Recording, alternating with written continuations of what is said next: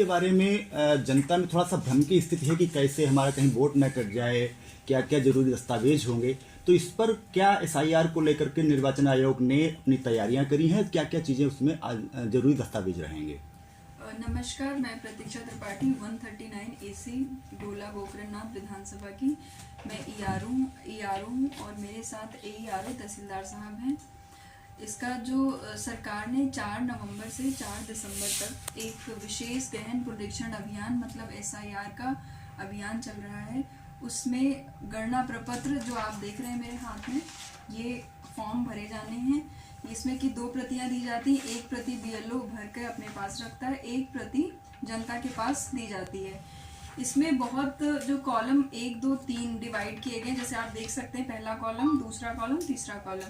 पहला column mandatory है, मतलब ये आवश्यक है, सभी को भरना है।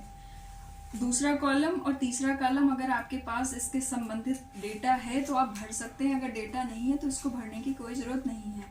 पहले कॉलम में भी कई सारी चीज़ें हैं जो वैकल्पिक हैं। इसमें जो चीज़ें आपको ज़रूर ही भरनी है उनमें पहले आपका नाम, दूसरा आपकी जन्मतिथि, तीसरा आपका मोबाइल नंबर, चौथा माता का नाम और पिता का नाम।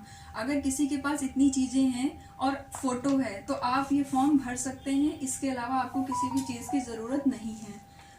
और नीचे आपका साइन होगा यहाँ पर और इधर BLO के हस्ताक्षर होंगे। उसके बाद ये फॉर्म आपका फिल माना जाएगा। अब अगर किसी भी व्यक्ति का मतदाता सूची 2003 का SIR हुआ था, अगर उसमें नाम है और उसका डेटा मालूम है तो वो डेटा इस कॉलम में भरा जाएगा, जैसा कि आप देख सकते हैं कि इसमें भरा हुआ है। अगर किसी का मतदाता 2003 के SIR लिस्ट में नाम नहीं है तो इस कॉलम में अपने संबंधी, चाहे माता का डिटेल, पिता के डिटेल भर सकता है, बट ये पूरी तरह से वैकल्पिक व्यवस्था है। अगर आपके पास डिटेल नहीं है तो आपको कोई परेशान होने की ज़रूरत नहीं है। आप ऊपर की जो भी ज़रूरत की चीज़ें जो मैंने पहले भी बताई, आप वो भर के BLO को दे सकते हैं और ये फॉर्म आपका सबमिट हो जाएगा। और मैम, जैसे अभी लोगों में ये भ्रम की स्थिति है कि एक बार अगर हम नहीं भर पाए या फॉर्म नहीं जमा कर पाए तो हो सकता है हमारा वोट कट जाए या उसमें कोई गलती रह गई तो आगे संशोधन की संभावना है कि नहीं है, इस पर क्या है? इसमें लोगों को ये भ्रम की स्थिति है कि अगर SIR में किसी को एब्सेंट, शिफ्टेड या डेथ, ये 3 कैटेगरी हैं जो कि हम अनकलेक्टेबल फॉर्म्स में रख रहे हैं। कोई अगर यहाँ पे 3 बार BLO जाता है और नहीं पाया गया तो उसको एब्सेंट की कैटेगरी में रखते हैं। अगर पता चलता है कि वो कहीं और शिफ्ट हो गए हैं तो उनको शिफ्टेड के फॉर्म में रखते हैं।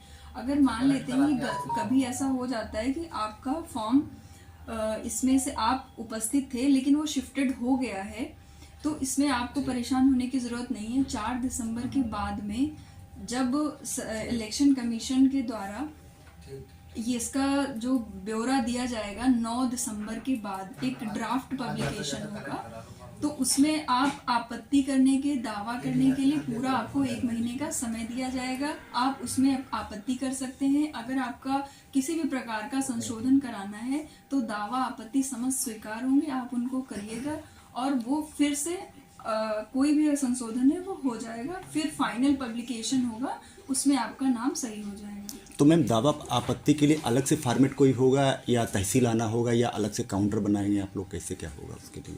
नहीं, आपत्ति आप स्वयं से कर सकते हैं, उसके लिए तहसील आने की जरूरत नहीं है। तो पोर्टल पर जा करके या कैसे क्या रहेगा? बाय द वे, अगर BLO क्षेत्रीय BLO नहीं है और फार्म भरा हुआ है तो वो कहाँ पर जमा किया जा सकता है? वो आप BLO के माध्यम से कर सकते हैं, ऑनलाइन भी कर सकते हैं। जैसे SIR फॉर्म को ऑनलाइन भरने की भी व्यवस्था है, उसी तरह से आप आपत्ति भी ऑनलाइन कर सकते हैं। और उसका जो समय है वो 9 दिसंबर से 8 जनवरी तक दिया गया है। उसके बाद जो निर्वाचक नामावली है उसका अंतिम प्रकाशन किया जाएगा। और एक चीज़ मैं और जानकारी देना चाहूँगी कि अभी ये फॉर्म जो है आप देख रहे होंगे, ये ऑनलाइन ऑफलाइन फॉर्मेट में फॉर्म्स हैं। अगर किसी भी व्यक्ति के OTP लिंक्ड आधार कार्ड है या आपको EPIC लिंक्ड आपका मोबाइल नंबर है तो उससे आप ऑनलाइन माध्यम से भी अपने SIR भर सकते हैं। ज़रूरी नहीं है कि आपको उसके लिए BLO से संपर्क करना और इस फॉर्म की ज़रूरत हो। उसमें टैब दिया हुआ voters.eci.gov.in, उसके माध्यम से आप ऑनलाइन फॉर्म भी भर सकते हैं और SIR प्रक्रिया में ज़्यादा से ज़्यादा सहयोग और योगदान कर सकते हैं और अपने मताधिकार को सुरक्षित कर सकते हैं। इसमें आधार कार्ड का क्या रोल रहेगा? आधार कार्ड एक वैकल्पिक व्यवस्था है, यदि नहीं है तो उसमें कोई समस्या की बात नहीं।